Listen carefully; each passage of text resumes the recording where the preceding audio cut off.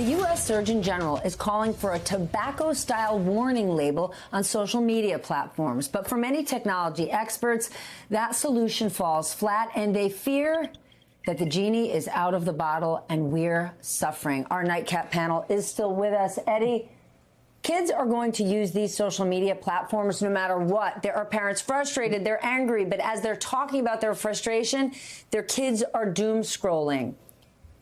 This change, it's important that the Surgeon General is calling for this, but there's not resources, there's not consequences. Does this announcement do anything to solve this problem? No, it doesn't do anything to solve the problem, but it puts us on a path to eventually solve it, I think. I think we need to understand that we are all, and especially our children, beholden to these algorithms that are gin up grievance, the algorithms that force us to look upon ourselves like young girls who are experiencing these deeply troubled understandings of themselves, their sense of their bodies, their sense of beauty, right? The ways in which it's driving young people towards suicidality and the like. So part of what we have to do is to begin to think of these platforms as social goods, right?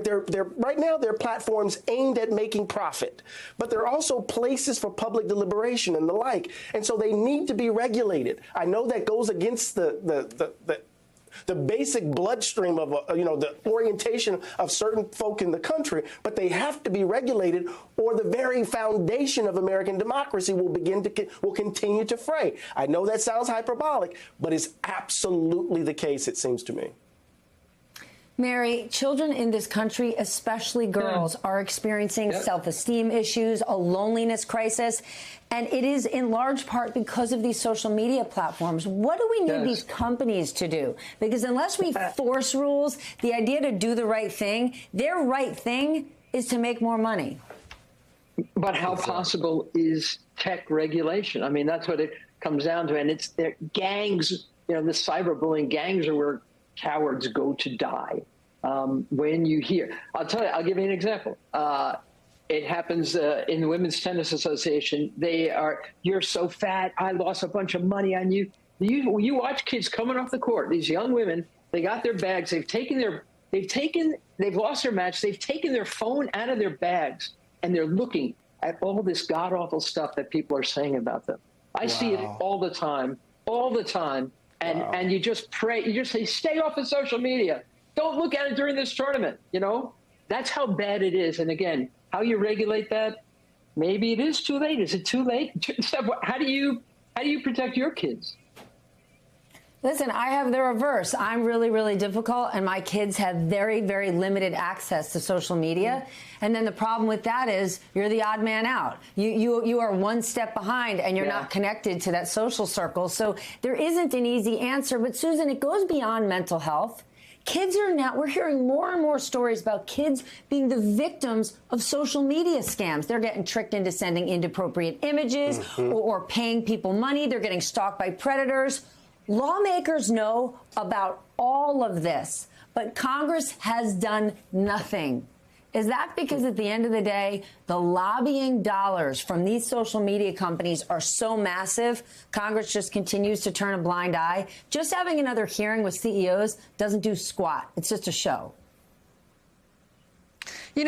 Part of it may be an issue of campaign cash, but part of it is just trying to figure out what would be effective to do. The Surgeon General's proposal, I wonder if it was just an effort to get everybody's attention, because he's been talking for several years about the need to do more for social media companies to act more responsibly, and he hasn't gotten very far. It's not like there's one solution.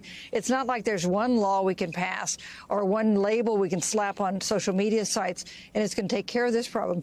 We need to do a bunch of different things together. Parents need to, Congress needs to do more regulation. Social media companies need to be more responsible. We shouldn't look at this as something that's already done and there's nothing we can do about it, because look at the plight of kids these days when they're growing up. It's become a really tough age. Yeah. James, why do you think Congress has done so little? Yes, please. I don't know. I mean, I will say this about social media. The meanest specimen on earth is a 7th grade girl. And I know each one of y'all will agree with me. and they use that.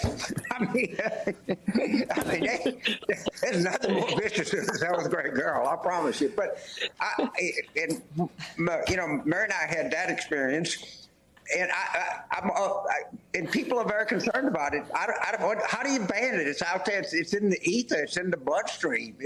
I don't know. I'm not savvy enough. I defer to somebody that has better ideas, but people are concerned about it. I see polling, I see data, and people don't like it, and they don't like big tech. But how do you outlaw it?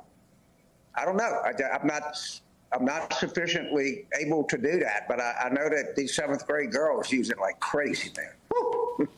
They sure do. So Eddie, then let me just ask you this, right? Do you feel like most parents are worrying too much about leaving their kids unsupervised in the outside world, but we're not worrying enough about what kids are doing inside with their phones? Because it's a far more dangerous place who's lurking in this phone than on your street corner. Well, I don't know. I can't say for sure whether or not parents are failing in this regard. I do know that there's a sense in which the phone has become an attachment for all of us. Could you imagine not being able to not living without your phone in some ways? Could you imagine driving somewhere without having GPS to take you someplace, right? The technology has become an instrumental part of our lives. But I do think there's a sense in which some form of regulation has to kick in. We know that certain kids can't go to certain movies. If it's rated R, they can't go. If it's PG-13, if you're under 13, you can't go. We know that there are ways in which we can regulate public. If we view it as a public utility, there's a way in which we can regulate it. So part of what we have to do is to understand the nature. Let me put it differently. What role is social media playing in the very way in which we live the public good? It can't just simply be a private issue that only parents can deal with, right? It has to be something that we deal with as a society, it seems to me. Eddie, remember Imagine if when... there was no... I was Mary? just going to say, Stephanie, remember when go to your room was punishment? I mean, now the kids are, oh, great, all right. But remember, we had a similar issue with video games. We had a similar issue with video games at one point, right? I was of the age when Atari just came out. I just dated myself, right? I'm playing Pong and Froggy or whatever it was called, right? And that was an issue. We thought we were ruining the minds of children. Now it's much more complicated, and social media serves as this space for public deliberation. We have to think about it differently. Yeah, I believe, Eddie, it was called Frogger. 50 million 14-year-old boys can Google YouPorn, all right? And I mean, all I'm saying is, it's in the ether. I don't know how you can unscramble this egg. Maybe there's a way to do it, but parents just got to figure out a way that the kid's going to interact with the world, and they're going to be faced with it, and it's probably just part of an education. I mean, God knows we don't want to tell a 9th grader that there are black people or gay people in the world. They might all fall apart and faint if you listen to some of these people. I mean, some of it's just ridiculous.